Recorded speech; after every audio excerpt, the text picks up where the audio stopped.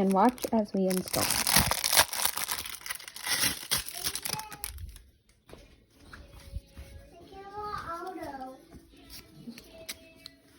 There are locks to keep you out of the cabinet. So because we have this lock up here, these locks keep this one locked so I can't get it. Idea that I thought I would share. If you've got the toddlers who like to get into the refrigerators like we do. There we go.